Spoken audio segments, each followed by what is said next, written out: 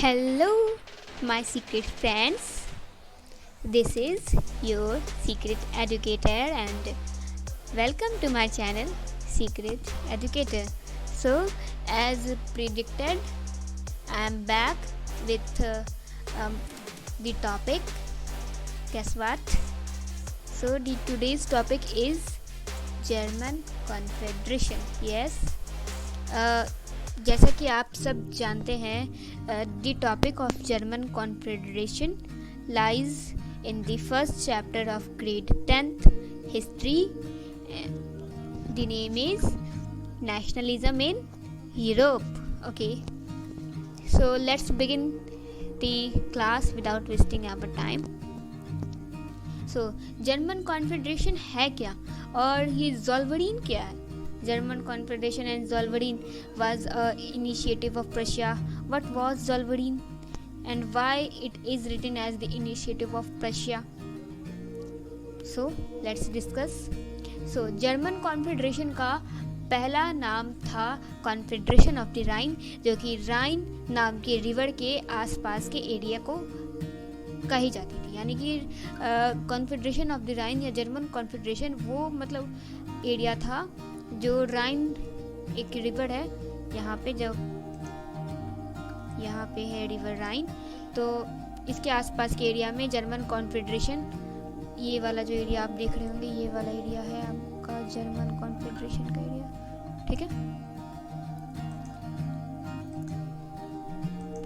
सो ये वाला है हमारा जर्मन कॉन्फेडरेशन का एरिया. यहीं पे रिवर राइन बहती है. तो अब जर्मन कॉन्फेडरेशन को बनाया किसने था? तो जर्मन कॉन्फेडरेशन को बनाया था नेपोलियन ने.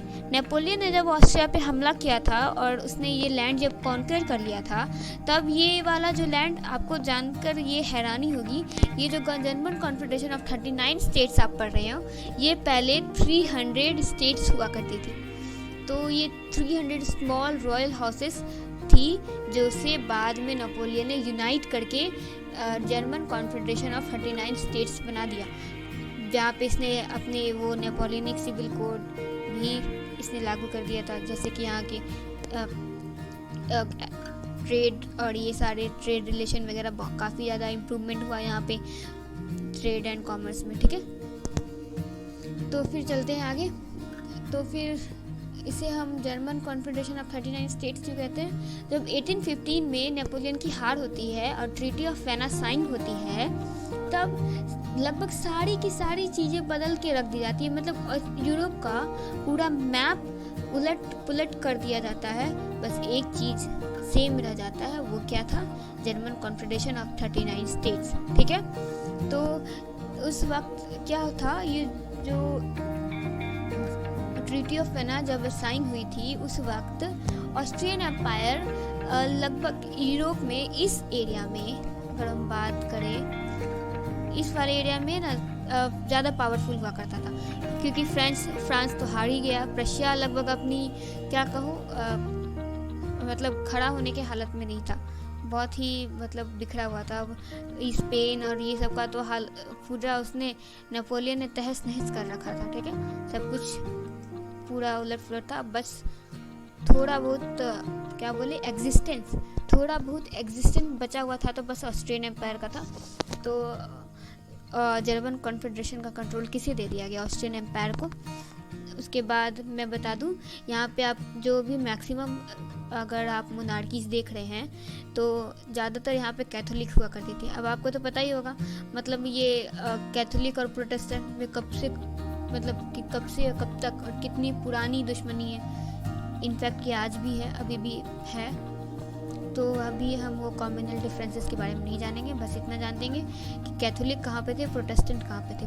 फ्रांस में कैथोलिक था, ऑस्ट्रिया में कैथोलिक था, और इटली में क्या था?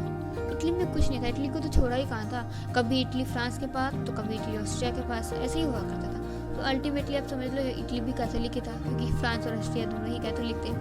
किंगडम ऑफ नेपल्स ये भी कैथोलिक था, स्पेन भी कैथोलिक था, और आयरलैंड भी कैथोलिक था, और रशिया भी कैथोलिक था. तो प्रोटेस्टेंट कहाँ थे? यहाँ kingdom of United kingdom, great Britain, और प्रशिया प्रोटेस्टेंट था.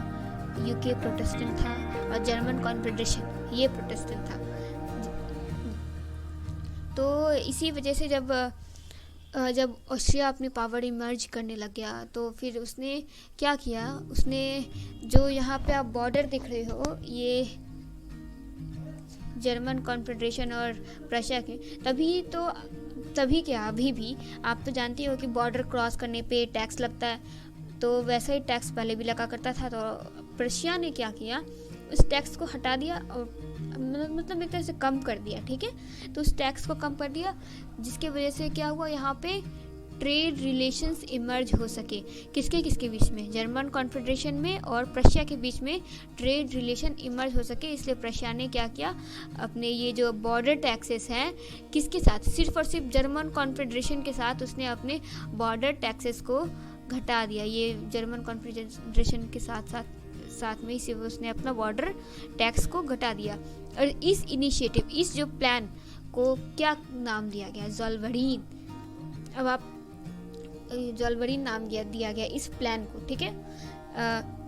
तो ज़ोलबरीन के इनिशिएटिव लेने के बाद क्या हुआ, तो जर्मन कॉन्फेडरेशन और प्रशिया में और ज़्यादा रिलेशंस अच्छे हुए।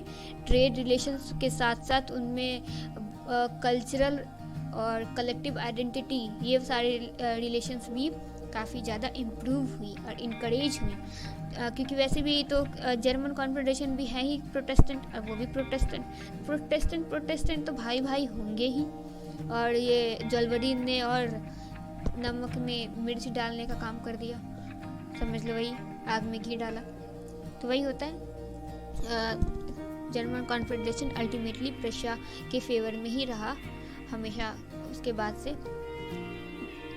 तो फिर क्या होता है यहाँ पे 1848 में क्या होता है, 1848 में होता है हमारा फ्रैंकफर्ट पार्लियामेंट। कहाँ पे हुआ था Frankfurt parliament, church of Saint Paul, यही था चर्च ऑफ सेंट पॉल। और ये कहाँ पे था, फ्रैंकफर्ट के शहर में। फ्रैंकफर्ट का शहर के लोकेशन मैं आपको दिखाऊंगी थोड़ी देर में, ठीक है। लोकेशन भी ध्यान में रखना काफ़ी ज़रूरी है, ठीक है। तो जब ये पार्लियामेंट होता है तो पार्लियामेंट के लोग कहाँ जाते हैं, ये लेकर के अपना जो कॉन्स्टिट्यूशन लेकर के कहाँ जाते हैं, प्रशिया के राजा के पास जाते हैं। प्रशिया के राजा कौन थे उस वक्त, वो आप मुझे कमेंट करके बताएं। और उस प्रशिया के राजा ने उस कॉन्स्टिट्यूशन को रिजेक्ट कर दिया और उस रेवोल्यूशन को दबा दिया ऑस्ट्रिया के साथ मिलके और बाकी सारे मोनार्कीज के साथ मिलके। अब आप कहोगे कि जब दबा दिया तो फिर जर्मन कॉन्फेडरेशन प्रशिया के फेवर में क्यों रहेगा। बेसिकली वो क्या था, वो जो रेवोल्यूशन था वो मास मूवमेंट नहीं था, सिर्फ लिबरल्स का रेवोल्यूशन था, रेवोल्यूशन ऑफ द लिबरल्स था, ठीक है। सिर्फ मिडिल क्लास और कुछ एजुकेटेड लोगों ने ये रेवोल्यूशन किया था। और आप तो जानते ही हो उस वक्त एजुकेटेड लोगों की संख्या काफ़ी कम हुआ करती थी, ठीक है। तो वैसे ही हुआ, उसमें इन दोनों के रिलेशन में ज़्यादा कुछ असर नहीं आया और अल्टीमेटली जर्मन कॉन्फेडरेशन आखिर में प्रशिया के साथ ही मिल गया। तो यहाँ आप समझ गए होंगे जर्मन कॉन्फेडरेशन के बारे में कि ज़ोलबरीन क्या था, इसके बारे में।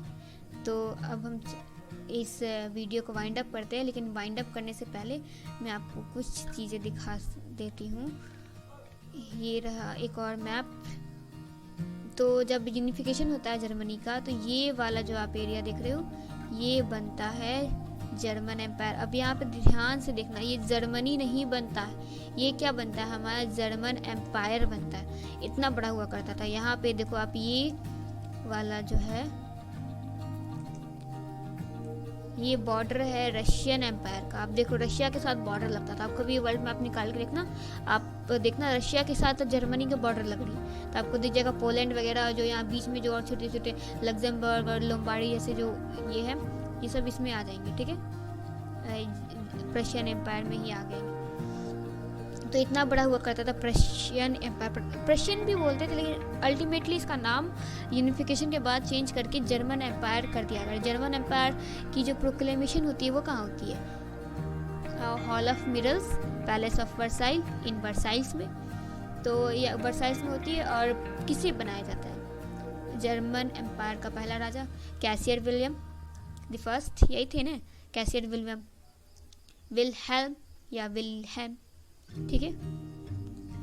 तो कौन थे उस समय वहाँ के चीफ मिनिस्टर कौन थे? Auto von Bismarck. अब आप इसे प्राइम मिनिस्टर नहीं कहेंगे, आपके एनसीईआरटी बुक में चीफ मिनिस्टर ही कहा गया, लेकिन उनकी पावर एक तरह से प्राइम मिनिस्टर लेवल की होती थी, लेकिन उस वक्त इन्हें चीफ मिनिस्टर ही कहा जाता था, ठीक है। तो कभी पूछा जाए ओटो वन बिस्मार्क कौन थे, तो वहाँ के चीफ मिनिस्टर ही थे, ठीक है।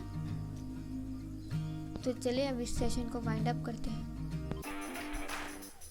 Okay, my dear secret friends, let's wind up this session. Do hit the like and subscribe button, and also don't forget to share this video. Bye bye, my dear, and let's repeat our quote of the day. Let's touch the sky together. Let's break the limits together. Let's conquer the fear together. Let's be unstoppable together. Bye bye.